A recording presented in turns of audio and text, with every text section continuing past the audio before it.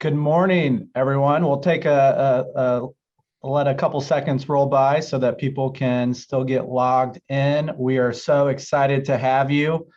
Thank you all, especially for the folks in the Central and Mountain time zone, rolling out of bed, getting ready for some legislative talk. You guys are the true champions of this morning.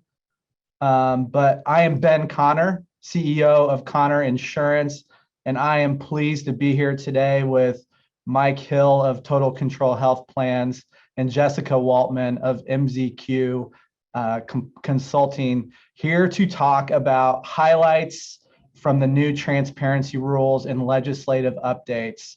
This is our fast and furious session.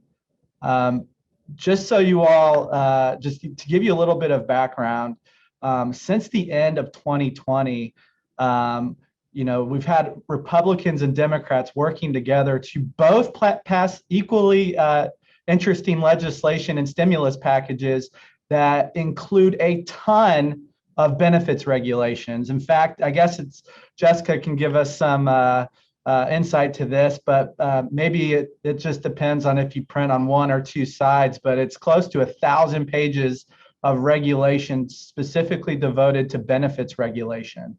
And that's what we're here to unpack. Obviously, we all want the highlights, what matters to us as employers as we navigate this year and into the future when it comes to health plan compliance and employment compliance.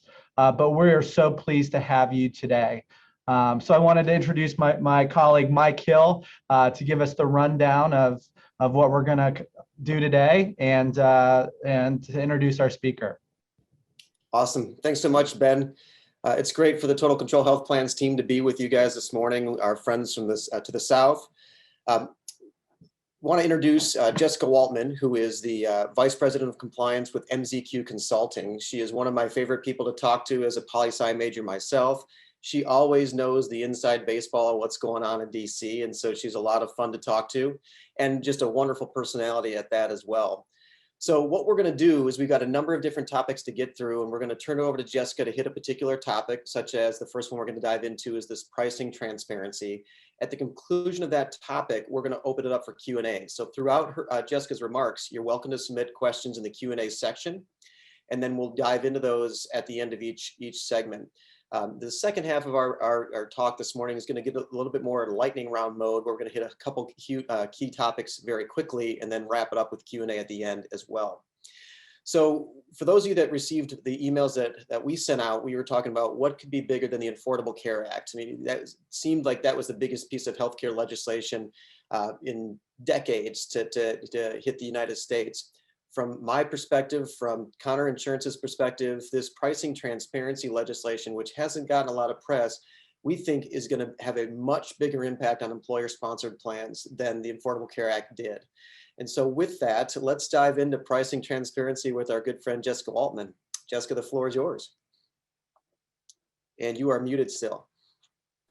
Sorry, I'm having trouble with that this morning, so hopefully I've stopped. I'm going to share my screen. And so we can get started. And as Mike mentioned, we're going to talk about a lot of different requirements relative to price transparencies. We're going to hit, so price transparency, kind of a big overview, overarching category, but then we're going to just kind of split out the pieces so you know about all the different parts, because as Mike mentioned, it's not really getting as much press as one would think. I mean, I don't know if we're just all tired with COVID or that's just dominated everything, but really it is more pages than the ACA.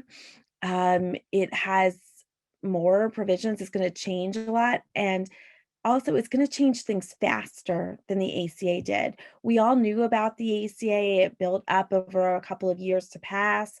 And then most of its provisions didn't take effect until over 3 years later. And there was a lot of prep work beforehand. This stuff is all either in effect now or coming into effect by the beginning of next year. So we don't have a lot of time.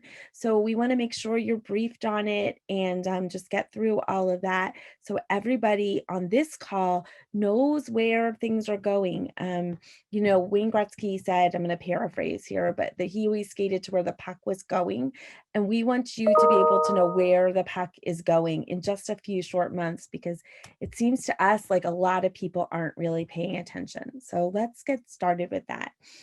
And we're going to start with just the true price transparency piece of the regulations and legislation. And first, I do want to just give you a little inside baseball of how we got through this. And everybody's politics are determined by many, many factors, and certainly not all what we have to do for work. But I will tell you that everything we're talking about today is bipartisan. It started under the Trump administration and it is carried through to the Biden administration. And that's important on two fronts. First of all, you might get scared or mad about some of this stuff, and you can just blame everyone. When my little boy, who's now 11, was 2, he used to say a lot, I hate everything. And if you are just kind of shocked by this, it's equal opportunity. So just there's no one to blame, or everyone to blame. And then the other thing that makes that important is because everyone was for it, it's probably going to stick. But let's just kind of go back to where it started. Really, actually, I start with President Trump, but really it goes back to President Biden. President Biden now, Vice President Biden then, and President Obama, because all of this transparency stuff is based on some provisions in the ACA. So the legal authority for all of this regulation stems with the ACA. So we passed the ACA in 2010. And a lot of times people said, well, it's the Affordable Care Act, but it didn't talk about cost containment. And that was kind of a message point. True. Well, President Trump said, all right, we're going to do something about that. And in 2019, he issued an executive order and said, we have to disclose prices, and that will transform the market. And he did an executive order, and it wound up being 2 different regulations. And regulations have the force of law. They start with a law. In this case, he took the ACA. He found legal authority in that law. And then this is kind of the details, the roadmap for the administrations. And they adopted these rules, and they have the force of law. So the first step, which is already in effect, was to require hospitals to disclose the prices that they are paid from all payers. And they had to put that information in machine readable files and on their websites, and it's out there now. And they have some more steps that they have to go through, but that's out there right there today, and they're going to work on their next steps. We're not going to concentrate on that because we are talking about health insurance. And I could just keep talking about hospitals, but the thing is, there was phase 2, and it focused on both health insurance carriers and also group health plan sponsors. So that's any employer that sponsors a self-funded or level-funded plan. It applies to all of you. And it applies to people that sponsor fully insured health insurance products too. And it just also places responsibility on their carrier. So all of those groups, everyone on this call, it affects us. And it was finalized this October. They like to finalize things right before a holiday. So you can see it was October 29th. So all of us parents, that's right before Halloween. So it kind of scared us. And the first major deadline for it is this January. And I know it's going to surprise you, but it's not something that you can just roll out on January 1st without thinking about it ahead. It requires some prep work. So that's why we're talking about it now. So that plan transparency rule applies to all kinds of groups. It really excludes non-grandfathered plans because remember, its authority comes from the ACA. So if you still have a grandfathered health plan, you don't have to worry about this right now, but there's not that many of you. So if you have a fully insured plan that's not grandfathered, level funded, self-funded, any type of major medical plan, it applies to you. It does exclude your HRA, and it does exclude things like health FSAs and accepted benefits, short-term limited duration plans, things like that. But any health plan that is basically subject to most of the ACA provisions, so really all of them, like not a grandfather plan, that's who we're talking about. And this is important to know because it's just kind of interesting. If you offer fully insured coverage, you share liability. You don't get rid of your liability, you share liability for doing this with your health insurance carrier. The rule says that you can try and get your carrier next year when you renew with them to take your liability or do this for you. It specifically is written so that the employers can charge you a fee to do this. So my guess is, because when I get into what we have to disclose, you're going to be like, I don't have that information. The carriers have to do this for me. You're probably going to want to try and seed or come up with some type of contractual arrangement. And that's why great brokers, like the ones that are putting on this webinar, are so important because they know this. And they're going to look at your contract and factor this in now. And they're telling you to do it. So we can look at your liability and make sure that it's in your contract and that it's getting done for you.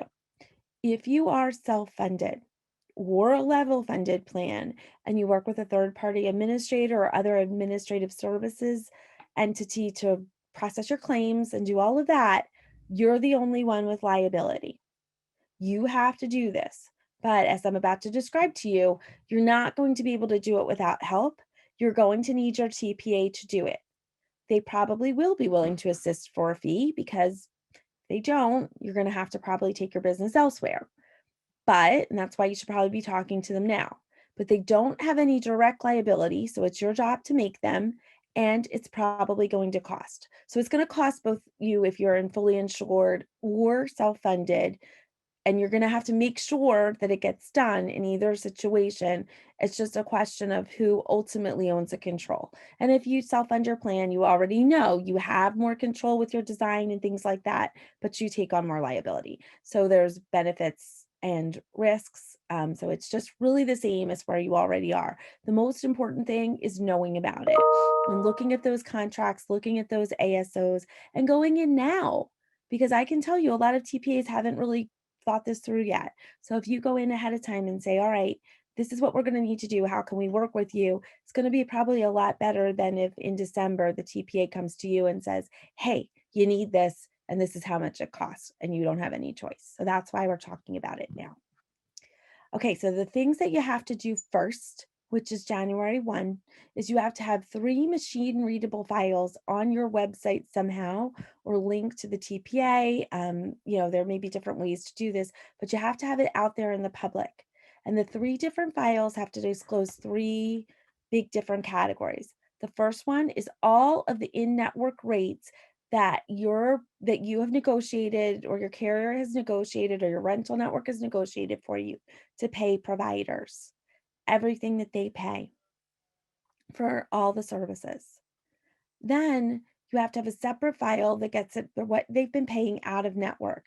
And this one is trickier because it really needs to be maintained because they're looking at what you paid historically in the past. And you have to look back at that. So they're going to need, if you have a January 1 plan, to start looking back this July and August and give kind of averages. And because we have to worry about people's privacy, all of this has to be de-identified. But with those out of network claims, they don't have to put them if there's kind of less than 20 claims in a particular category, because you might be able to figure out who it is depending on the size of the group. So the TPA has to be really good, or the carrier has to be really good there to suss that out. And since people's claims volume vary from month to month, they're going to constantly have to be looking at that and seeing which out of network claims meet that threshold and disclose exactly what they paid people. And then the third file is all of the prescription drug cost information, what the drugs really cost, what the rebates are, all those things. It has to be maintained and updated monthly, and it has to be fully updated and accessible to anyone. Now, these files look crazy. You're not going to be able to read them and look at them yourself and make any sense of them, but there are data miners, smart people, companies that are going to take this information and use it, and they're going to know what everybody pays. And so that has the potential to be very, very transformative in our market. It's just right away, it's not going to be super useful to you, but eventually it's probably going to change market behavior. So that's the first requirement, and that's from the rule. The second part of this rule comes into play for plan years on and after January 1, 2023, and then 2024. And it's the same requirement, you just have to disclose more. And this is something that, again, you have to have on your website. If you have a portal for your plan, it has to be kind of easily accessible for people, link to a TPA website, but it has to be something that the plan beneficiaries can get at. And this is only for people that participate in your plan.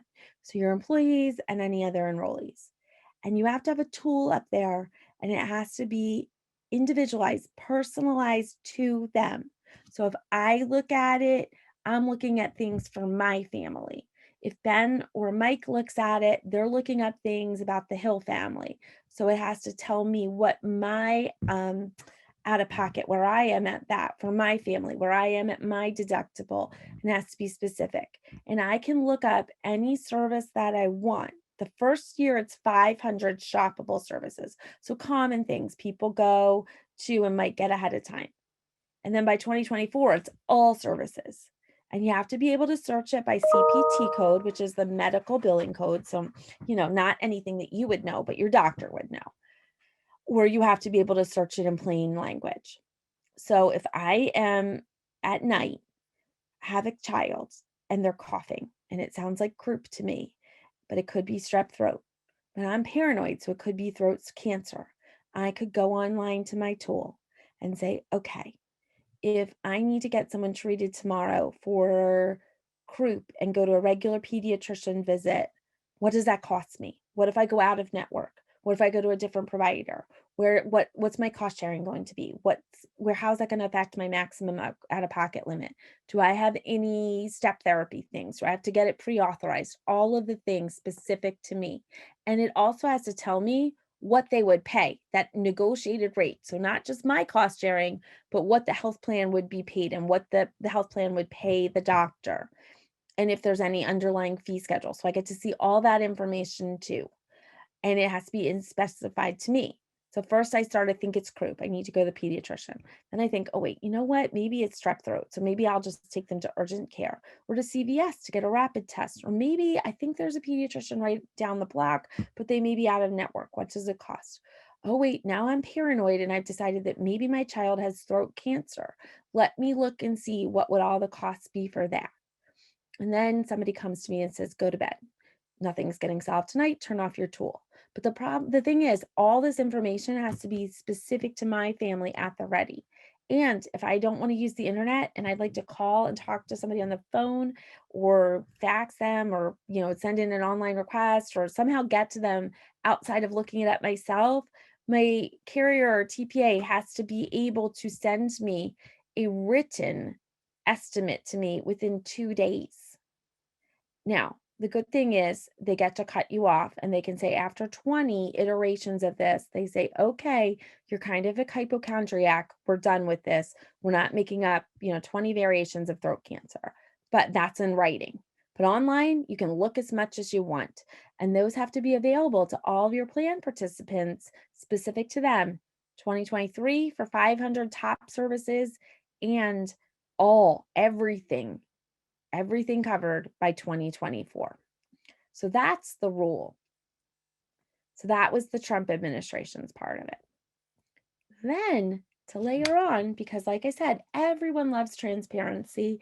It is like the kittens of the healthcare world or the puppies. No one is against it. Everyone thinks this is great to know what costs are out there. And they're right. It's just complicated for people like us to make sure everyone gets that information, make it all happen. So we continued this theme. So as you might remember, in at the end of the year, we had a COVID stimulus bill. And it was actually signed into law by President Trump on December 27th, 2020. And all the deadlines in this law are either 1 year after enactment, so next December, or on or after January 1st, 2022, if it applies to a specific plan year. The liability is exactly the same as in that rule. If you are self-funded, it's technically all on you, even though you can't do it yourself. So you have to make your service providers help you with this. And you have to look at your contracts in this coming year to make sure it's happening, and you have to be prepared to pay for it. If you have a fully insured plan, you share it with your carrier, and you're going to need their help. You're going to need to look at your agreements and your renewals next year to make sure it's in there, and you can expect to have a tacked on fee. So that's, again, the same thing as before. And it has its own price transparency components in this rule and a lot of other stuff too. So I'm just focusing again on this just general get the prices out there. So first of all, next year, all of our ID cards are going to look totally different. I don't know whether they're going to get like the COVID vaccination cards that are like a little too big for everybody's wallet or what to fit this on here. But now they're going to have all of our deductibles on there, our out-of-pocket maximums, and more information like better phone numbers and web addresses for getting assistance to contact in-network providers. So we're just going to have to put more on there. It's a little more detailed than that, but that's the basics. The other thing that they have required us to do, and this is kind of a precursor to that big data disclosure for all the plan participants, but this starts again this January, so we have to have it ready. If you or I are at the doctor and we know we have a procedure coming up, depending on what it is, we can either ask our doctor to get us for this, or we can call and get it ourselves or go online and get it ourselves. And depending on what the procedure is, they have 1 to 3 days to get it for us. And they have to give us a personalized estimate too, where they have it's a little different than what I just outlined, but again, it's specific to me or specific to you, where you are in your cost sharing, a good faith estimate of what you're going to pay, what the doctors are going to get paid, if they're in network, out of network, what they get in network, what they're estimating that they'll come up with if they, if they have to negotiate with an out of network provider, if there's any type of like step therapy, medical management, pre-authorization requirement you need, it needs to be on there, and any other information they deem appropriate. So we can get it, and then it comes back to us. We can either get it online or they can provide it in writing. So it's not automatically that we can go look it up ourselves, but we can contact them and give it to us within 1 to 3 days. Again, you have to make sure your carrier is going to be able to do this and how they're going to do it. Or if you are self-funded, you have to make sure that your administrative service provider can do this for you, because it's not going to be there. And one of the things that I think you should look at, these contracts are probably going to tell you, and it's true, you're going to need to do it. If an employee or someone comes to you and says, hey, plan sponsor, I need this information, you're going to probably have to have in your agreement, we'll get back to our TPA like that, or we'll call the carrier right away and let them know, because they only have 1 to 3 days to do it to us. And we'll have to say, hey, call that 1-800 number, or look on your card. There is that website, go there. So that is coming up. And that is kind of what we have in the pure price transparency. So now, Mike, I know, and Ben, you've got some questions for me.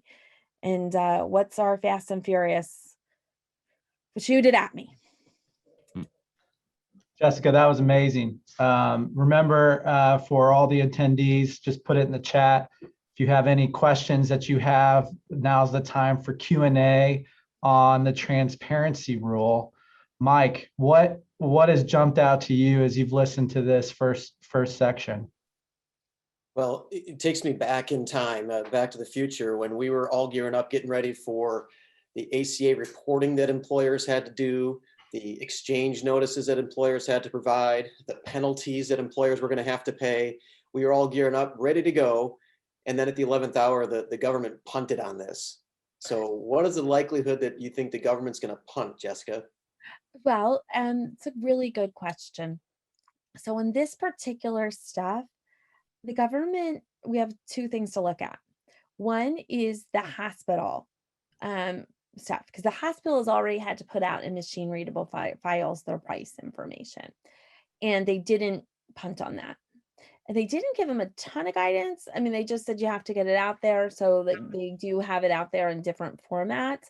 It's possible that they're going to be looking at that and saying, hey, I don't know if it's like super useful the way that they did it with the hospitals. We'll give some more guidance, but we haven't heard on that yet. So this regulation stuff, I don't know that they're going to delay it. It has the dates in force. They might say we're not going to enforce it, but it's kind of out there. So the other thing is because it's bipartisan and both administrations like it, they, the likelihood that it will move forward on the regulation side is pretty good. The one thing that's kind of interesting is, remember I said the regulation, not that Consolidated Appropriation Act stuff where they have to have those 1 to 3 estimates. So just like that very last segment, but all I said about the machine readable files and then the shoppable services and the paranoid mom stuff, that's all based on the ACA. So it's kind of interesting because the Trump administration did all this based on the ACA's authority, and then they challenged the ACA in court. But we are going to get a Supreme Court ruling probably at the end of June on the constitutionality of the ACA. And if they strike down the whole law, this will go too. So that will just get rid of it. If they do something like kind of come up with a compromise position, which a lot of people think they will, and just kind of strike out the individual mandate, it won't affect this. But if they say we are striking down the whole law or anything really, this comes from the exchanges part of the law, ironically. If any of that goes, this could go too. I don't really think that's going to happen, but it's possible. So you mentioned what was the requirement for hospitals of releasing their prices and putting it in a format where people can download in a machine readable fashion. Mike and I have been talking about this, and we have seen a hospital system that, in my opinion, is actually really trying to be the best version of that. And then another hospital we have an example of, you can decide for yourself what version of themselves they're applying towards this. But really fascinating. Mike, would you mind sharing that? Sure. Thanks, Ben. So our friends on the east side of Michigan at Beaumont Hospital have published their pricing for every one of their locations. And the thing that's mind-blowing is that if you've spent any time around health plans, specifically self-funded health plans, you've heard the discussion about discount. And this is for Beaumont Dearborn Hospital. And this is just going to kind of show you what a farce the whole discount concept is, and also why this legislation, while overwhelming, and this rule is overwhelming, is going to so simplify things over time and bring so much more clarity to employees and employer plan sponsors. So this is just a Excel spreadsheet that they posted. We've got all the different services they offer, all the DRGs here, diagnostic related groups. So if we take a look at ECMO, for example, they've got their price is $449,000, but the minimum price for it is $73,000, and the charge might be as high as $574,000. If you're paying cash, it's only $107,000. But then if we start looking at the various payers, so Aetna's HMO, what Beaumont charges their HMO is $221,000. But if you have the Aetna PPO, they're going to charge you $369,000. But we don't know what the discount's going to be. ASR, a TPA based in Grand Rapids, they only pay $315, but Blue Cross gets charged $240 unless you have their HMO. Or what if you have Cigna, or you use Cofinity, or what happens if you use on and on and on it goes. But at least they've put this charge information out there, but this does not get down to what your plan actually pays. So that's one example. But then taking a look at our friends to the south at Indiana University, they post this information on their website. And here's our standard charge listing. We could pick any location we want. And CMS requires that they publish a comprehensive machine readable file, and that's the operative words right there. So let's take a look at what IU's definition of a machine readable file is and see how helpful it is. There you go. What do you think about that, Ben? My goodness. I mean, there's a couple words in there you can pull, and some percentages here and there, and even some acronyms. So that's right. Looks like Humana Choice Care has 83% of something. That's incredible. And I think what's interesting, Jessica, to your point, is it's baby steps, right? So we started there, and then there's expansion to price transparency and actually getting it into consumers' hands. We do have another question from the Q&A box. So one participant asked, I just want to verify that grandfather plans are excluded from all price transparency requirements. If so, is there any discussion to mandate grandfathered plans to comply in the future? So first of all, it should clarify that the grandfather plans are exempt from that machine readable file, and then the database kind of online linked specific to your plan participants. They're not exempt from the Consolidated Appropriations Act because that's not related to the ACA, it's a new law. And so they do have to have those other estimates available. And then again, the regulation, when you do a regulation, it's kind of like the law is the walls of the house, and then the regulation is all the like furnishings inside, right? And details inside. And so the rule on the price transparency in terms of the machine readable files and the other disclosures are all based on the ACA. And so since grandfather plans are only subject to those limited parts of the ACA, they can't really do that. They would have to pass another law to target grandfathered plans. And so, I mean, they could be like, it's hard to say, but since there's not as many grandfathered plans, like I'm not sure the Biden administration is going to go after grandfather plans given all of the history with the ACA, but maybe they will. I mean, but they would have to pass a law. I mean, also just Congress doesn't pass that many laws anymore. So that gets in there, it's kind of small odds. So Jessica, one point though, and my guess is that the person asking the question is very familiar with what it takes to maintain a grandfather plan. But just as a refresher, the changes that will trigger the loss of grandfather status are cumulative. And so over time, little minor changes may ultimately push you over the edge and you'd lose grandfathered status at that point, correct? Yes, you can change. Yeah, it's not, every successive year, it becomes harder to keep up your grandfathered plan status. And once you lose it, then you're subject to this. So typically, Jessica, when regulation is passed, you either comply or there is a penalty. What penalties come with non-compliance of the transparency requirements? So basically, we're all subject to this kind of same penalty level for maintaining a compliant health plan. And so the federal government just kind of lumps all this stuff together under ERISA, or if you're not in an ERISA plan, there's other means to get at you. But essentially, most employer group plans are subject to ERISA, and they are to maintain a compliant benefit plan. You're subject to penalties, and they're based on like between $100 and $114 a day per affected beneficiary if you're not compliant. So if you think about affected beneficiaries, that's all the belly buttons on your plan, not just the employees. And per day of non-compliance could technically be what you would have to pay if you didn't do this. Now, in theory, usually the Department of Labor and Department of Health and Human Services are all about getting you back into compliance. So they're going to do corrective action, but you are going to have to do this. And I mean, again, the other thing that it's going to push on you is if you don't do this, then, every carrier in the country is also subject to their own liability for not doing this. They could lose their license. They could not be able to do business. So if you're fully insured, the carriers are going to have to do something. They're going to pay, but you're going to have the whole fully insured side of the business doing it. And then they're going to do it for their, if you have a fully insured plan that has an administrative services arm, they're going to do it for them and charge. And so then it's going to get into the independent kind of realm. They're going to have to do it too. So you're kind of going to have to go along. Like if your independent TPA is not doing this, they're going to lose their business because, everybody else is eventually going to do it. They're not talking about it yet, but behind the scenes, they are starting to panic and try to figure out how they're going to carry this out because it is fast deadlines.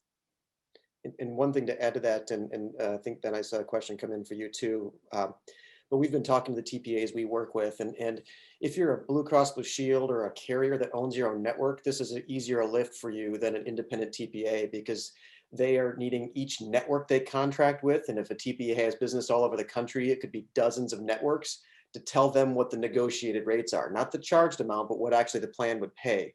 And so the TPAs are starting to ramp up and do what they can to poke their PPO network partners to get this information put together. And it's a lot of stuff to do in the next 7 months. Yes. Absolutely. Yeah. And one other thing about like delays and stuff. So the federal government likes to delay things that affect them, like where they have a piece of the puzzle to deal with. In this particular case, these disclosures are on us. And so since they don't really have to do anything per se, the likelihood of delaying it is less. It's only if they get significant pressure and feel like they don't have to. Like the reason why the employer mandate was really delayed was because they had to have a system in place to get the employer reporting come back to them, and they hadn't figured out how they were going to build that yet. So they just bought themselves a year's worth of time. This is kind of the same thing. Like but they don't really have anything that they have to take in. Some of these other requirements, they do have intake on their end. Those are the ones I'm like, think could get delayed a little more. Yeah, you know, a takeaway from this segment, Mike, that I've been really thinking about is, and you just as much as us, Mike, we're very involved in the healthcare and broker community, and I am just floored that no one is making a big deal about this, because there's two components to it, in my opinion. There is the opportunity for information and to assist employees with quality information to actually make a decision in regards to healthcare, rather than like pick someone out of the network directory, which you're going to get the best physician from that facility and you're going to get the worst, which that's a terrible way to choose a physician, is just from a network directory. So there's that positive opportunity, but we also have all of these requirements that is the employer's responsibility. I'm just totally shocked that no one in our community is really talking about this at this point. So, you know, I'm pleased to be partnered with you, Mike. I know that we've had a lot of information coming back from TPAs about what their expectation is in response to this on the TPA side. So I think we had a question come in from the chat about what should we expect outside of education from our partners at Total Control Health Plans and Connor. It's that not only are we going to educate you about what's going on, but we're working with our TPAs and our insurance companies to make sure that we are very well prepared, you know, to Jessica's point, ahead of November, right? That we know what that landing area looks like, so that we're very prepared, and that we know we're asking the right questions, and having everyone do what they're supposed to do. So we have full confidence in that.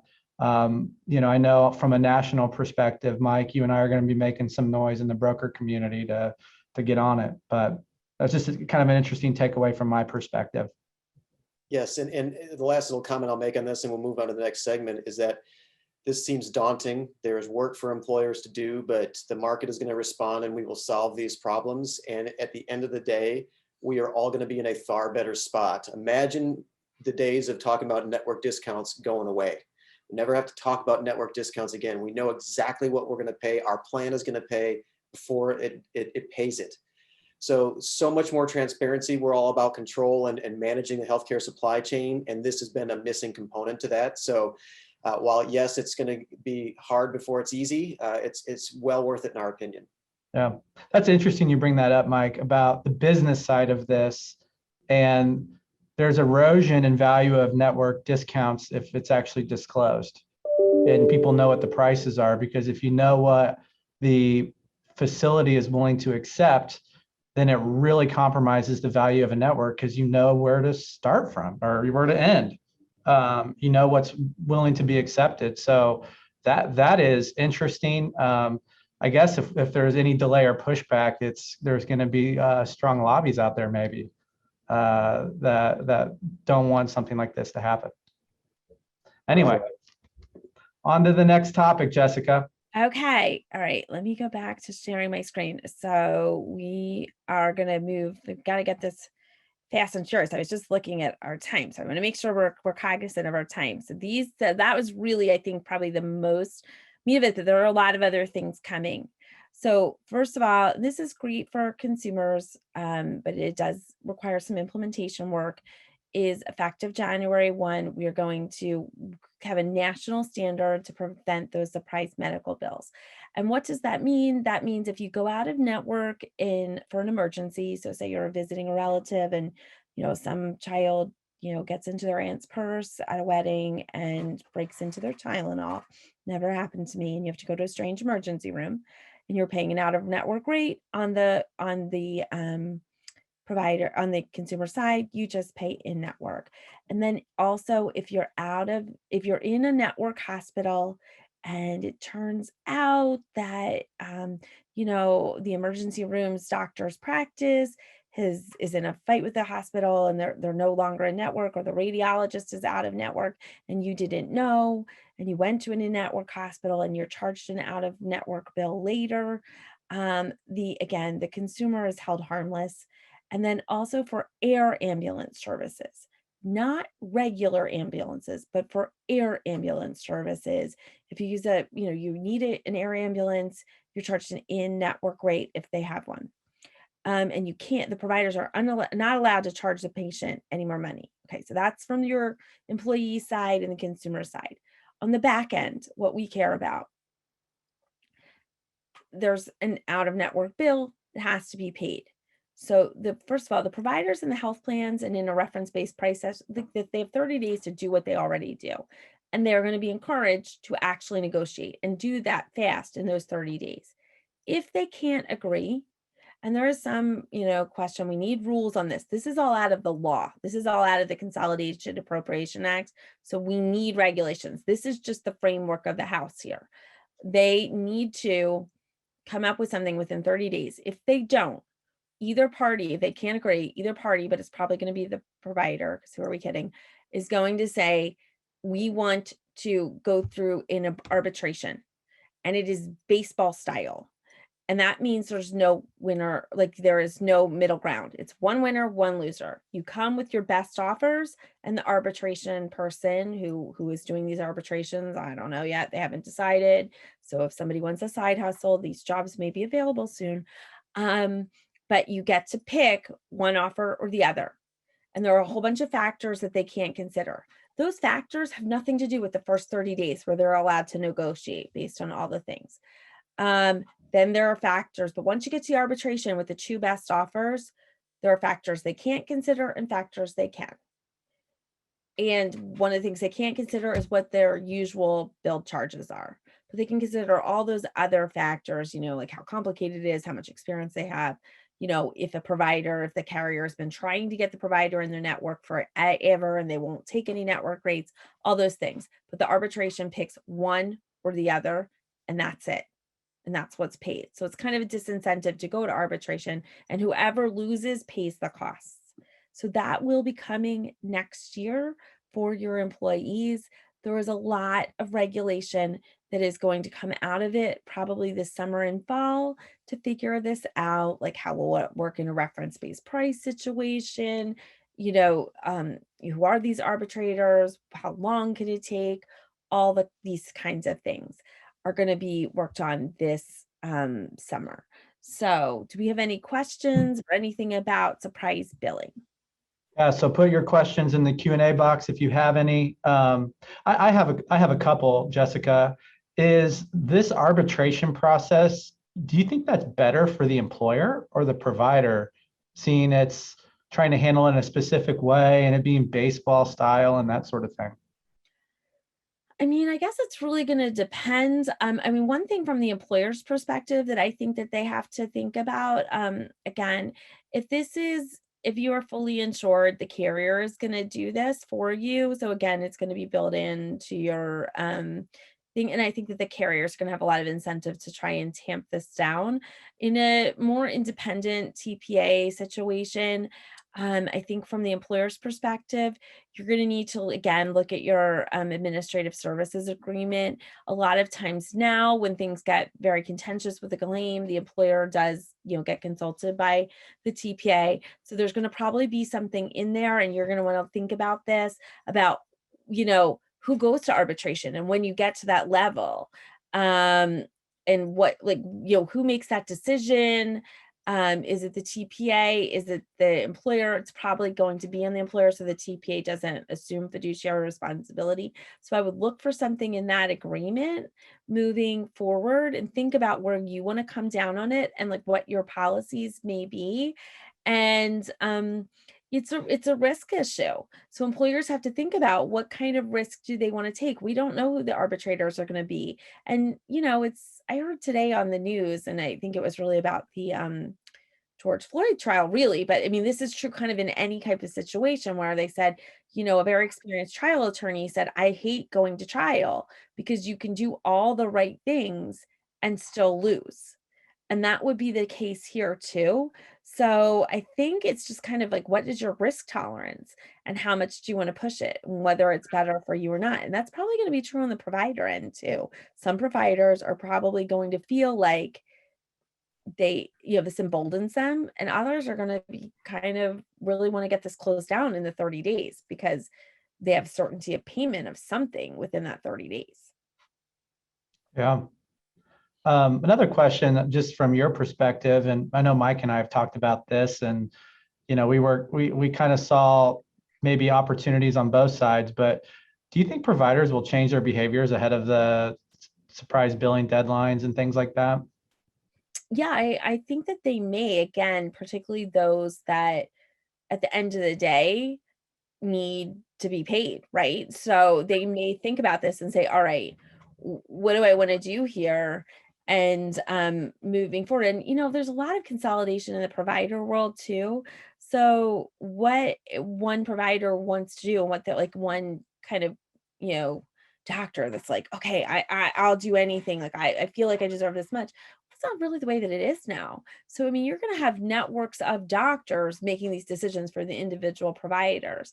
And since there's so much consolidation in that provider world, you're probably going to have those saying like, okay, this is a business. We have to figure this out. What is our policy here? And maybe get some blanket behavior across the board. Of course, you're probably going to have some of these providers that don't take any insurance, operate independently. Like there's going to be some types of practices where you're going to probably be dealing with individual people that may have a very high risk tolerance. But I would say across the board, with the level of consolidation in that community, you're going to have broad-based policies put into play because they can't afford to go to arbitration, because even if they win, there's costs involved to delaying payment and having that whole process. And also they're going to get a reputation too. So, you're going to know the provider groups that always take you to arbitration too. We got a question from Mike, from the turned off camera, Mike Hill. With the elimination of surprise bill, out of network, and transparency, do you see networks go away in the future? I think that we really are going to have a shakeup of what we consider to be a network today. I mean, that doesn't mean that there's like some value in just having a group of people to turn to, there's some familiarity, there's reasons why we do have networks for convenience purposes and structuring plans, but I think there's a really good chance of what we think is a network today is different. So I mean, I kind of look at it as, okay, what did we think of a car looked like, when my parents were purchasing their first cars, and what kind of car do I buy, and what kind of car does my daughter buy? It's all still a car, but we've evolved quite a lot. And I think this is going to really advance the technology, as you will, Yeah. for health plans. Well, and I kind of relate it to the cable issue, right? Networks have turned into the proverbial cable company. In fact, the cable company and insurance companies hold the bottom of the barrel for the net promoter score. So it's maybe a great parallel. But like everything they just kept loading in with the cable, and the contracts kept going up. And then we have Netflix, and then we have Hulu, and we have these streaming services, Disney Plus. and now it's totally different. You still have access, but it's totally different than what it was even 3-4 years ago. I think networks change maybe in a similar fashion where there's more direct contracting and steerage and those types of partnerships than a full broad network where there's a lot of junk in the middle. Yeah. Okay, do we want to get on to comp disclosure? We have a couple questions that are rolling in actually. Okay. It says, we used to have usual and customary and no networks for health insurance. What do you think networks are doing to add to the cost of health insurance? Well, the reason, so a couple things from a takeaway perspective is surprise billing is not necessarily connected to reference-based pricing. If you're familiar with what reference-based pricing is, surprise billing was it was defined. It was defined as specific services. But I do believe that whenever there's something that's opaque and can't be seen, it drives cost up. So if someone has the ability, hey, let me mow your lawn, it's like, well, how much are you going to charge? It's like, I'll tell you later, and I'm going to bill somebody else. There is no accountability to me that's mowing your lawn to give you a fair and competitive price. And that type of secrecy is problematic in a general market. So that is with the rates that you had that Mike pulled up. I mean, you could see up there, forget what the procedure was, but with that like $500,000 to $70,000 swing, like when I was scanning through, HAP had the best price by far, but just what I could see.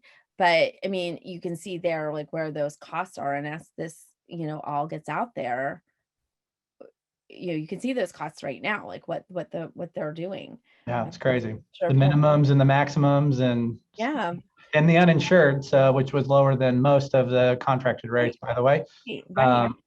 One, there's actually a question back to surprise bill. I'm sorry, to the price transparency, and then we'll go on to the next topic. It said basically, at some point, would you review the data we employers will need to post? And is this on our website for public consumption, or is it on our internal employee portal? So the question really is just a refresher, is the price transparency transparent to everyone or a specific group of people? So the public data files are going to need to be somewhere out there in your public website. Then the data to beneficiaries, it has to be like in a way that they can get to it pretty easy. So they can't, you can't go through like a password or something like that. So depending on how your portal is structured, it has to be something that, like if you're on your spouse's plan and you're at the doctor and you want to be able to look it up on your phone, like you don't have to call your husband and say, hey, like, how do I log in into your employee portal again? It has to be something that they can get at themselves, like pretty easily. So again, it's going to depend, but that's specific to the beneficiary. So you don't have to have that out there for everyone, and they're going to have their own personal data. So it might be that, that they have to use their plan card or their ID specific to them to get into it, because you're looking at your specific stuff. It just can't be too tricky for them to access it. But that public data disclosure, I mean, you saw from the hospitals how Mike was able to pull up the IU stuff right from their website. Somewhere you're going to have that information too. I mean, it may be a link to the TPA, so you might not be hosting it. I know that's actually like another issue for these entities, putting all that data out there apparently takes a lot of space. So it's probably not going to be on your server. It's going to link to somewhere else, but you have to have it out there so that the public can get it. And again, it's not really, that part of it's not really for us. There's going to be data mining people that like suck it all up and make cool tools for us later, one would hope. Perfect. Thank you. All right, let's roll to the next topic. Okay, comp disclosure. So if you're a broker listening to this call, this really part of it is for you, but it's not. I'm really targeting employers here. So basically moving on after December 27th, any new contract that you enter into with most health plan service providers, there's going to be probably rules on this, but it's pretty well defined. So it's not just your broker, your TPA will probably have to will do it. They should. Care managers, like other people that you work with in administering your health plan, they're going to have to disclose to you with all your new contracts any compensation they get from your plan, specific to you, not all the money that they're ever paid, but the money that they get paid off of your plan that's more than $1,000, that's either direct or indirect. And they have to then, and they have to give you a description of that services and like this very specific description, what they do for their money, and very descriptive. It's very prescribed for them, how they come out. It doesn't have to be on a set form. So you're not going to get like, we talk about employer reporting. It's not going to be a statement like a 1095C. So far that we know, they're going to be able to put it out there in their own paper or give it to you part of their contract perhaps, but it's going to have to be in there. And they have to do it in advance of, like, if they make a change to your contract, then you're going to have to get a new one that affects the compensation. You're going to have to get a new one. Now, you guys should be prepared to get these next year. And here's why. It's not something that you could just throw out into the circular file. If they don't give it to you, guess who gets in trouble? The employer. The employer plan sponsor. They have to give it to the employer plan sponsor, and you're the one that doesn't gets in trouble if they don't give it to you. So you have to be looking at your providers and saying, where is it? And then if you don't report it, then if they don't get it, you have to contact the Department of Labor, and the Department of Labor is going to be putting out information for you because it's not due yet. But sometime over the summer, you're going to get information about like, where do you put it in and like, how do you tell on them? And you're going to want to do that, even though you might feel bad about it, because guess what? Remember how we talked about those ERISA penalties?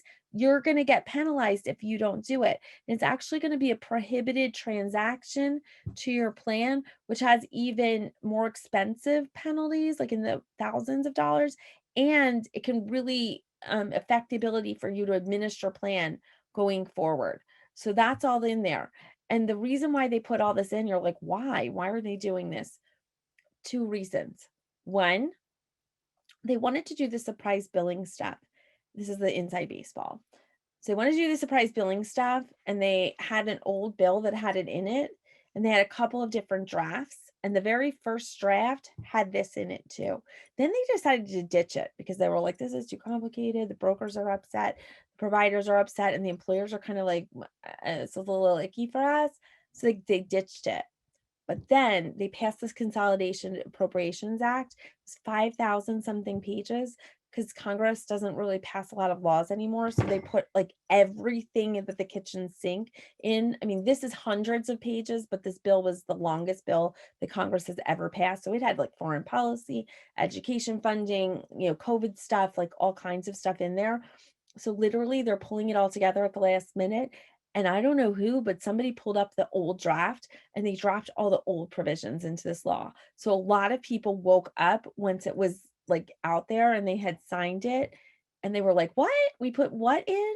So if you've ever just sent somebody the wrong version of a file, this is kind of the equivalent. Now, the reason why they came up with that file to begin with was they wanted to lift up the level and make employer and plan sponsors take their health plan administration a little bit more seriously. They feel like the Department of Labor has had a long-standing position on this, that everybody's really, really serious about their retirement and pension plans, and the health plans are kind of like, it's fine. And they kind of ignore requirements. So they wanted to like lift the status of the plan fiduciary and make you feel like you really have to do your work and get nervous. So that's why you have to do it. But anyway, from your end, be prepared to get these. Be on the lookout. I am absolutely certain that Connor Insurance and Total Control are going to send you their statements in this winter, and they're going to tell you, look out for these, and here's where you call if you don't get them. And the service providers that they work with, they're going to be saying, look, you got to give our employers their stuff, and asking, how are you going to get it? So you can know that. But if anybody else approaches you to work with them, or you're thinking about working with another service provider, like a different COBRA administrator or something like that, one of the things you're going to ask is, where is my stuff? And if they don't give it to you, be prepared to tattle on them. And don't feel bad about it because you don't want to get punished. So that's the comp disclosures. Oops. So Jessica, that just reminds me of proactively narking on my brother as a kid so that I wouldn't get busted. You know, like I may have done something, but what he did was worse. And so, yeah, that's why we got to make sure that employers are proactively narking on their service providers, right? Yeah, yeah. And it's kind of brilliant, right? Because like all the providers are actually going to do it, because if they don't, how are they going to keep their clients? I mean, it puts employers in a really bad position. Don't get me wrong. But and here's the thing, if you're a service provider, you know, you're going to know like there's a good competitive advantage. Did you do it? Tell the employer that they didn't get it from the other people and they could get in trouble. So, you know, I mean, there is some crazy brilliance in this strategy. I feel like, yeah, it is kind of like the narking parenting. I feel like whoever came up with this originally is one of those really good parents that can come up with those like really good related consequence punishments, things like that, that I'm not always good at coming up with on the spot. Whoever did this read their, you know, probably has some PhD in psychology too. Right. This is not the equivalent of no tech for a week, right? This is what way more Yes, sophisticated. yes, yes. This is like this really gets you to act. So Okay. I don't know, maybe that's also something we can all take away from this. Some plus, if we can all translate this into our real lives and maybe be able to motivate people's behavior that we need to change their, maybe there's something to be learned here from that. I don't know. Okay, so real quick, a couple questions on this. So this references the plan. So let's say you're an employer that has a wrap document and all of your health plan and everything else is underneath this wrap document. So do I need to then lump in the service providers for my self-funded short-term disability plan and my dental provider plan and all that stuff too? Or is it just related to the health plan itself? This relates to the medical benefits. Got it. So, yeah. Got it. But you may get comp disclosures from other people just because they're nervous. And hey, if you're a vendor that does different things, you may just make it part of your policy. So you may start getting more stuff than you ever thought you wanted. And, you know, I think from the employer's end, it doesn't really matter if they report in that somebody didn't do it wrong. That's the Department of Labor's problem to suss out. If I were the employer, I would just be more into over reporting and being like, where's my stuff? And if someone says I don't have to give it to you, I would be like, show me why don't you have to give it to me? Because you don't want to get in trouble. Perfect. Perfect. So just two other questions for you then. So if we have an unbundled self-funded plan, for example, and we hire a virtual mental health providing firm to help us with that, and we've got, you know, PBM, and we've got somebody that we're using for durable medical equipment over here, and you know, I've got 7 different kind of unique niche providers. I need to get those from all of those, assuming they're you know, I'm paying them $1,000 more, correct? Yeah. Yeah. Now you may have, for example, again, in like the TPA agreement, you might have something like who's responsible for paying what. So the TPA may be paying them and they may be giving like that information from them, but they may say like the TPA agreements, it might like outline who can you expect to get from what, right? Because they're, so that's something that you might want to look at and see who's responsible for giving it to you. So you may have some service providers agreeing. So like if the, you know, if the TPA has hired out somebody else to do their utilization management, like depending on how those fees are paid, it may be, you know, one bigger service provider providing you for all of it. It just, I think it depends on the contracts. And so that's again, another like a big takeaway here is, hey guys, those contracts are always important, but they're really important now. So you're going to want to be reading them and saying, what am I agreeing to here? And what should I be expecting from who and what? They'll be very evocative when you do your renewals, and being proactive about that, I think is very important. Perfect. Two final things. One, Ben and I were just discussing this yesterday, and we think this is an incredible side effect of this particular piece. So it may feel very burdensome to employers, and we understand that. But think about this. If you just think about pharmacy benefit managers, your PBMs, and for a long time, for 10 years plus, we've been, you know, beating employers over the head. Think about rebates. Where are your rebates going? Well, PBMs figured that out too, and they stopped calling the majority of the fees they get rebates because employers were so focused on, you know, giving my rebates back. But there's 25 plus different ways that PBMs make money. They sell your data, they, you know, on and on and on and on and on. So theoretically, if there's, you know, the rule is direct and indirect compensation. So theoretically, the PBM should now have to disclose all of the money they're making off of a plan, which will shed a lot of light on a very, very dark corner of health plans. Would you agree with that? Yeah, I mean, like this is all, so while this is different requirement, it's all to get the costs out there. Like it is all to shine a direct spotlight on it. And the next requirement that we're going to talk about also is that you mentioned PBMs. This is all aimed at RX disclosures, but again, unfortunately, the employer has a role in it. So Perfect. And then the last final thing is Counter Insurance does a great job. We at the Total Control Health Plans are all about transparency and disclosing how much we make, and we're all about it. We'll certainly meet that requirement, and we'll make sure that the folks that are plugged in with your plans do the same. But this is a good thing, and it will become standard operating procedure in the not too distant future. So we're excited about it. And Jessica, I'll turn it back to you to hit RX data reporting requirements. okay, this is another one that you're like, oh my goodness, and you're unfortunately, this is something that's coming on employers.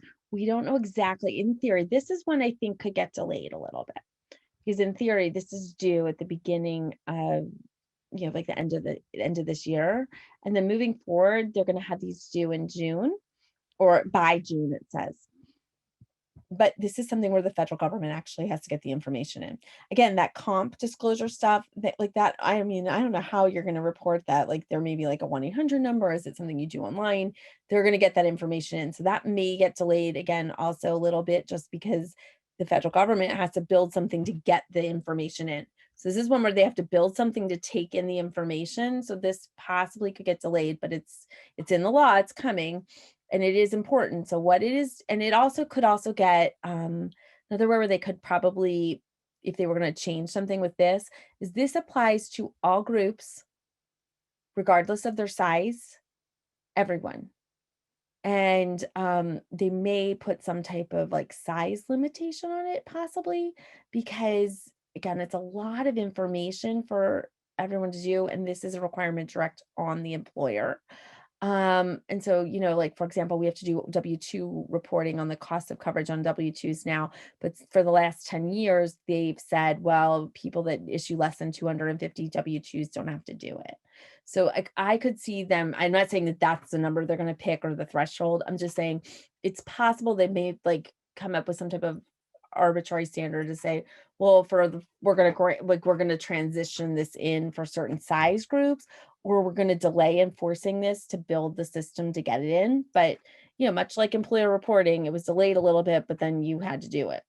W-2 reporting, yes, some people still don't have to do it, but others have to do it. So it is coming. So, and this is something the employer is going to have to report, kind of like, I'd say probably the most relatable thing would be the 5,500, because you don't have to give anything to your employees like you do with employer reporting. You're going to have to submit something into the federal government. So probably if you file a 5,500 or familiar with that process, my guess is that they're going to build off of that or something similar. So, but the employer has to take data. This is data they do not have. They have to get it from their PBM and from their claims provider. And also, if you're worried about like, how in the world are we going to make them give us this data? What if they just say no? The law says they have to give it to you. So like there is protections on you to get the data to get there. You're going to have to report your plan year, your number of enrollees, where you offer coverage, and like some demographics about your company. And then you're going to have to give information about the specific to your plan, the 50 most common prescribed drugs to your enrollees, and how much you paid for claims for all of those drugs, the most expensive, 50 most expensive. And if you're like, I have 30 employees, I don't know if we all, like, how many drugs do we take or how much overlap? Yeah, I know. But but if you have a big plan, this is going to be very evocative, right? And how much you have to pay for it. And then some other information about your drug claims, including the rebates and other things about the drug claims. And then also your other, to compare it to other claim spending for your plan. So it's not just your drug costs. You're going to have to say about other things for hospital costs, primary care, like different types of costs. And then the amount, we have to say what the premiums are paid by employers' employees and how that affects it with drug rebates and fees and things like that, and other things about drug costs. So again, this is not data that you are going to be able to pull together yourself. You are going to have to get it from your carrier working with the PBM, or your TPA working with the PBM, but then they layer on stuff that's specific to you. So they're going to have to give it back to you and file it, or it's possible that they will come up with a mechanism like, a lot of TPAs might do your 5,500 filing for you, or other vendors may get all this information and do your filing for you. It's very possible that you are going to contract with a third-party vendor to take care of all of this for you, but it's just something that you're going to have to worry about. Like, much like you probably don't do your employer reporting yourself, you probably are going to have to contract with someone, and that person's going to have to work with you to get all this data together. So this is coming up. It's supposed to start next year at the beginning of the year. I don't think they've built the system. They have not built the rules. Like, no one knows what the form is going to look like yet, or how it's going to set in. So this is one that's probably going to be delayed, but maybe not. I mean, they already have a 5,500. They may be like, we can whip together a form. What exact deadlines, like 5,500, there are penalties for not doing it. I'm going to say it's going to probably be like any other filing. If you don't file your taxes, like the 5,500s, like those penalties are kind of set in the code. So it's going to draw from that penalty structure. So it will be significant if you don't do it or you do it late. That is all going to be specified out in rule later this summer. But this is a big one to get information out there. And you might be like, what are they going to do with all of this information? Because this is actually rolling into the federal government. This is going to generate reports and things like that, and inform policymaking moving forward. That's incredible. You mentioned that it's regardless of size. Yes. Does that, I'm assuming that it doesn't matter if you're self-funded or fully insured, it's just everybody. Everybody, every health plan. So like if you have a group of 2, and you might be like, I can tell you all the drugs we take because it's me and my Top business 50. partner. And like, we just go up to the medicine cabinet and blah, blah, blah. Doesn't matter. Still have to do it. That's interesting. A takeaway that Mike and I were talking about is, one, if you're self-funded, you're getting this information already from the Connor team and from the Total Control team. So some of those things you're looking at are like, well, that's just our like annual report. Just send it along. And I think there's going to be a component of that a lot of this information is, it's simply taking it from what you're already getting from a PBM, maybe tweaked a little bit and then submitted to the federal government.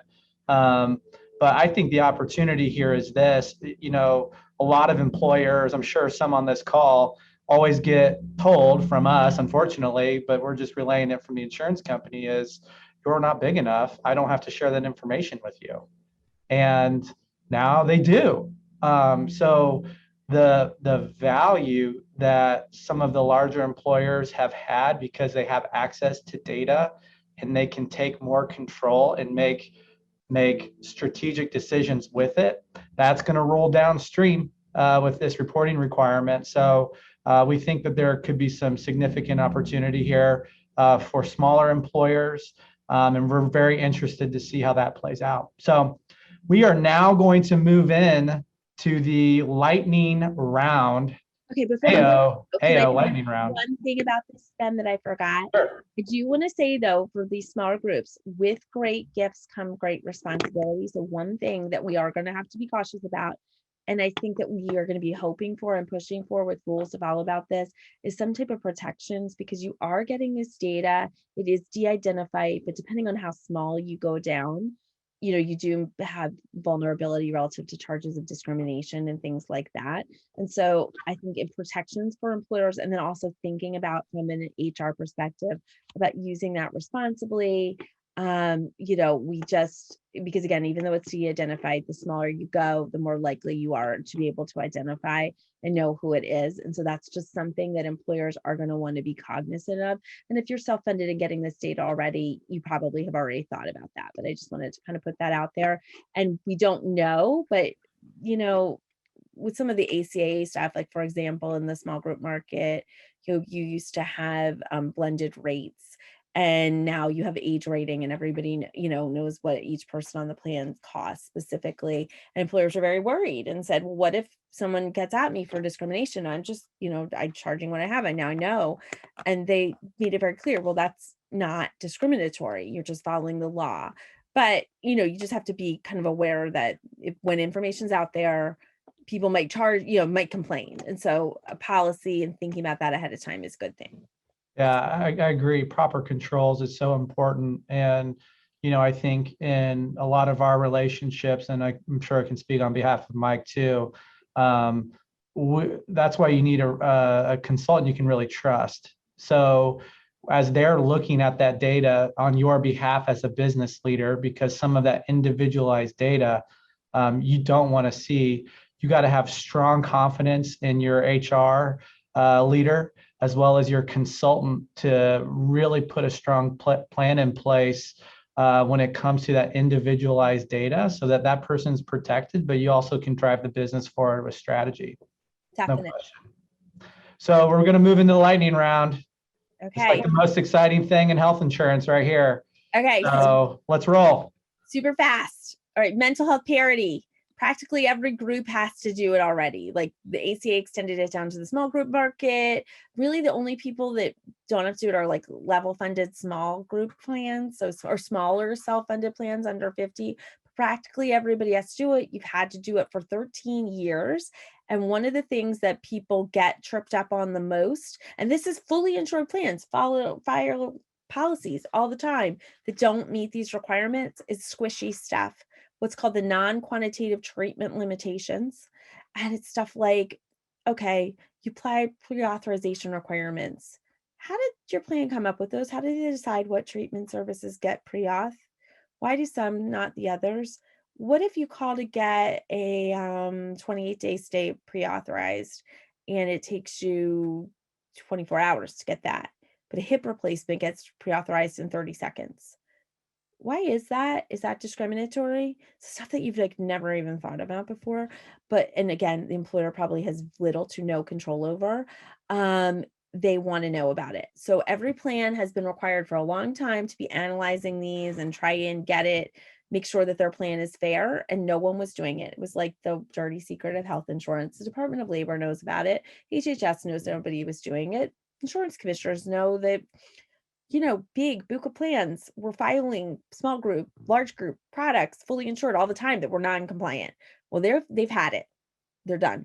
Started with the Trump administration and the Biden. So it was in that CAA that the Trump administration passed. And now the Biden administration is enforcing it. Everybody has to have these NQTL analysis. They were supposed to have them by February 10th. No one has them, but they need to get them. And if they do not have them, they're going to need to be turned into the Department of Labor and to HHS. If you do not have them, not only are they the same huge fines, they could make you reprocess all of your claims, really screw up your plan. And there's public shaming involved, which is kind of ironic with mental health, but I know. But they will make you tell all of your plan participants that you're not compliant with mental health and substance use disorder parity. And they'll be turning you into Congress, and Congress will be publishing an annual report and listing all of the non-compliant people. And you might be, well, what's the likelihood, Jessica, that I'm going to get caught? Yes, you as an employer, probably little, but guess what they're going to do? They're going to start targeting service providers because they have had it. So if they think, United plan, blah, blah, blah, in whatever, blah, blah, blah state has been problem, the insurance commissioners tip them off or whatever, they're going to go after everybody that has United. And remember, that liability is the same. If you're self-funded, it's on you.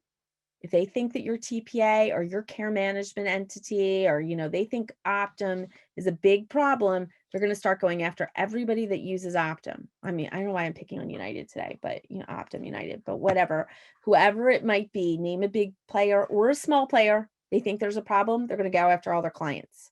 And so you need to get these analyses. Again, it's not something you can do yourself. It is super, super hard to do.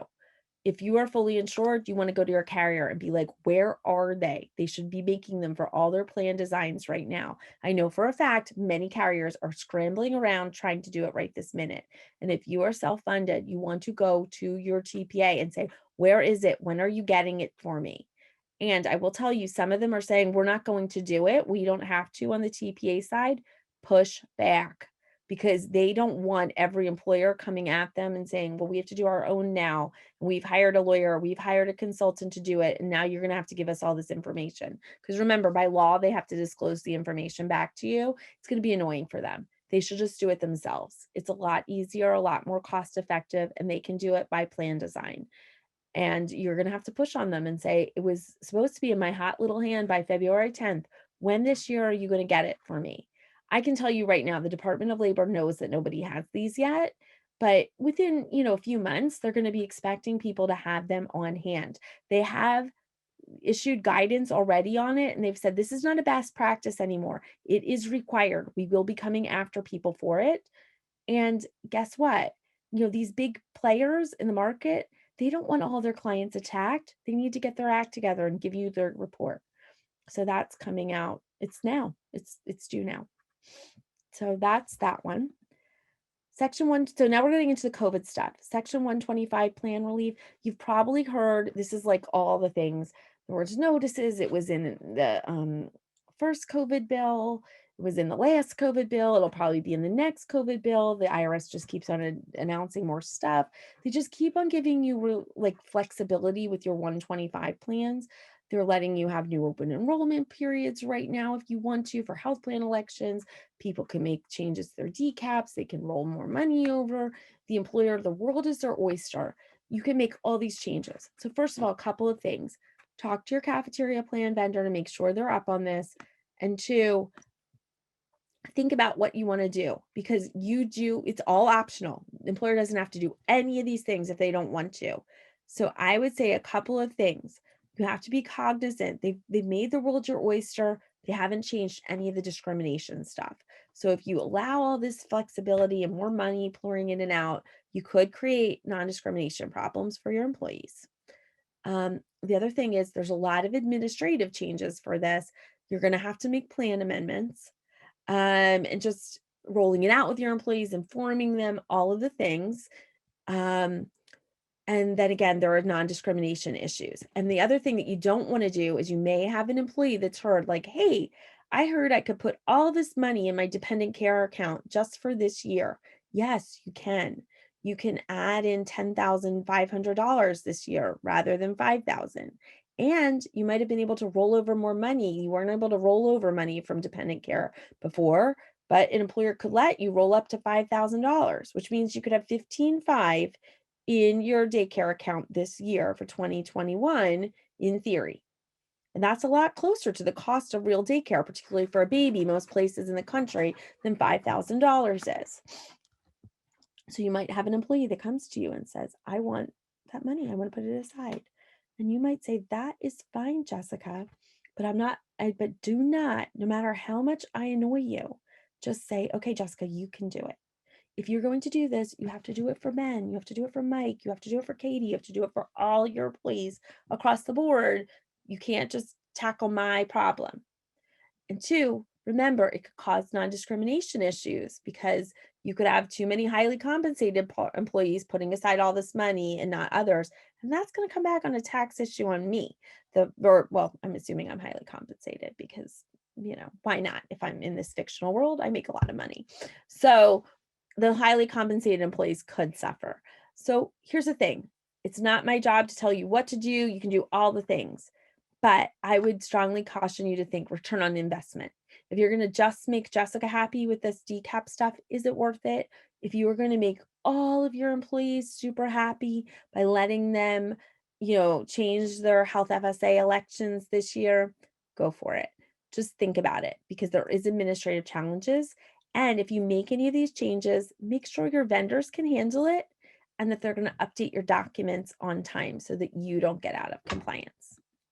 All right, open enrollment and premium tax credits. So there's a lot of relief out there to help people afford health insurance. One of them is that there's a new open enrollment period for the health insurance exchanges, and they've made it a lot easier for people to qualify for individual market subsidies. If you offer them employer sponsor coverage and it's affordable and minimum value, you just technically do not qualify for an exchange subsidy. And there used to be, you didn't have to know how much your employees made for their whole household income. They could still get an exchange subsidy because their household income was lower than you thought. You just had to make it affordable, meet the affordability standard for your employee. And it was based on the single employee rate. Now, that's still all true. there's more people that might actually fall into that it's really not affordable for them standard. So two things that you have to think about as an employer. One, if you are risk adverse and you just don't want to get any penalty liability, make sure your affordability safe harbors are airtight if you are a large employer. Make sure you're meeting them. And if you are a large employer and you don't really care if a few people go to the exchange and get a subsidy because their coverage was not affordable, and you're like, I'm going to run the risk for some of my lowest income people, it is much better for me financially to run the risk that I will get a $3,000 penalty for that person than to change everybody's rates and contribute that much more to premiums. That's fine. Just know you might have a few more people that you're paying the $3,000 penalty on this year, just because more people are going to be eligible for those subsidies. So it's just something to be aware of. And I know that Ben and Mike and their whole teams are going to be talking about this with you this year when you set your premium contribution rates for the year ahead and like what you want to do. No wrong answer. All right, the next one is the COBRA subsidies. You've probably all heard about it. COBRA's free now. This is for the next 6 months, but not for everyone. It applies to people that involuntarily lost their coverage or had a reduction of hours and qualified for COBRA that way. What is an involuntary termination of employment, you ask me, Jessica? Fortunately, we don't really know because they didn't really define it. I would say be more generous than less generous. It doesn't include if you were fired for gross misconduct. That's definitely not it. That's really the only thing that they've specified. So you've got that going on. It's for 6 months. There are a lot of notices involved because it's not just people that currently have this happen to and qualify for COBRA. You have to go back 18 months, and anybody that was involuntarily terminated from employment or reduced their hours and qualified for COBRA that are still kind of in that 18 months window. If they had picked COBRA back then, if they enrolled and they're still on your COBRA, they get the subsidies. If they said, no, I don't want the COBRA, 15 months ago, you have to go back to them and say, hey, new opportunity. You don't get extra time on COBRA, but you do get 3 months of subsidy if you want to come back on. And you don't have to have any coverage in between that. And also, if you were on and then you stop paying, you have to tell them that they can have the opportunity to come back. No, not everybody can do that. If you are on another employer-sponsored plan or you have access to another employer-sponsored plan, you don't get free COBRA. If you can go on your spouse, if you were terminated tomorrow involuntarily, you were laid off and you have eligibility to get on your spouse's plan, or you are 23 and you can get on your parents' plan, you don't get free COBRA. If you were on the exchange, you could get free COBRA. You lose your subsidy, but you could go get on COBRA. If you were on Medicaid, you could go get free COBRA. So it's kind of tricky. The main thing for employers are COBRA vendor. Need to talk to them. Make sure they're on the up and up. There are notices that need to be given out. You get in trouble if they're not. There's very specific timeframes. You want to make sure they're giving out the notices. You have to tell people that they're eligible for this. You have to process it. You have to reach out to those people. The COBRA vendor is going to want to know from you who you think might be eligible. So you have to go back and look.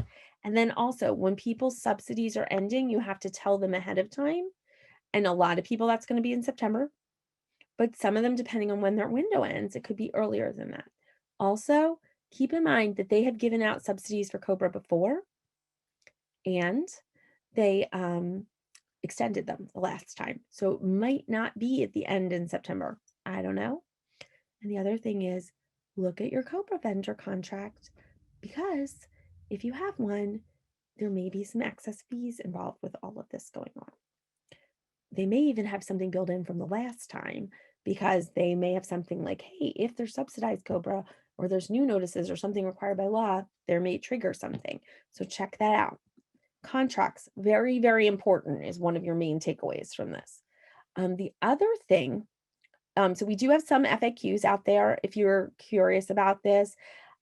when you give out those notices, one of the things that you give out is an FAQ to the possibly eligible former employees or reduced hour employees.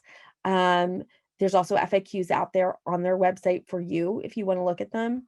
We do still have a lot of questions. We expect more guidance. Don't exactly know what's involuntary. What if somebody thinks they deserve it and they want to appeal, and how does that work? I don't know yet. There's probably going to be something. Another thing to think about is if you've already been paying somebody's COBRA, maybe if you're using retention tax credit money to do that, you can put them on the COBRA subsidy, but you can't get it for, you can't double dip. And if you've agreed with someone with their severance package to pay for their COBRA and you're just paying for it, and then you're like, well, now you're on the free COBRA, you may have some legal issues there because that was compensation you agreed to legally. Like, how does that work out? And like from the COBRA subsidy perspective, like, can they get on the COBRA subsidy? I don't know. And then if they can, do you have legal liability? Like, that's something you might want to talk to an employment lawyer about. And then what if like the subsidy, like say you get the subsidy, right? And we're going to talk about the outbreak period now. People haven't had to pay for COBRA. They could back pay. What if they get the free COBRA and then we're still in the outbreak period? Can they just keep not paying? I don't know. So speaking of that outbreak period, we're getting to the end here. This is winding down. So again, remember like this inside baseball stuff. So the Trump administration put out that outbreak period rule that suspended lots of deadlines relative to health plans, including COBRA, also special enrollment notices, claims notices, you guys giving out notices to people. That was all kind of suspended the deadlines because of COVID. The thing was, I think they thought, I'm not really sure what their rationale here was. My guess is that they thought we would be done with COVID by now because their authority to do so only lasted for 1 year. And guess what? The year's up. So the Biden administration was like, oh no, like, do we have all these people overnight? Like the outbreak period had like a transition to kind of like get us out of this once the national emergency ended. But if the authority ends, like, does everyone get kicked off and have to start paying all these things and issuing notices like crazy overnight on March 1st? So they decided, okay, no, that's too complicated for all of us. So in one way, they gave us a breather. We didn't have to completely panic on March 1st, but they kind of stretched out the work. So everybody, depending on their qualifying event date, that's when their 1 year starts of delays. So if somebody qualifies for COBRA today or has a HIPAA special enrollment, qualifying event today, they have 1 year or when the national emergency period ends. If their qualifying event was April 25th of last year, they've got a few more days left of their outbreak period relief. Okay. So we have to track this on an individual basis. And to elect these COBRA subsidies, you have to do it within the 60-day window. Like, they have 60 days to decide if they want the free COBRA. And you have deadlines to inform them. You don't get deadline relief for that. But in terms of paying premiums, you have some outbreak period rights. No one really knows, do they still apply to this? Kind of seems like yes, they do. So we're waiting for guidance on that. So there's a lot there. Basically, COBRA in particular, a hot mess, and your COBRA vendor more important than ever. And if you administer COBRA yourself, I am sorry, we will try and help you, but it is going to be tricky for you because COVID stinks. I'm sorry. Like, that's really kind of the only answer. So that is my fast and furious part. Hit me with the questions, Ben and Mike and Katie.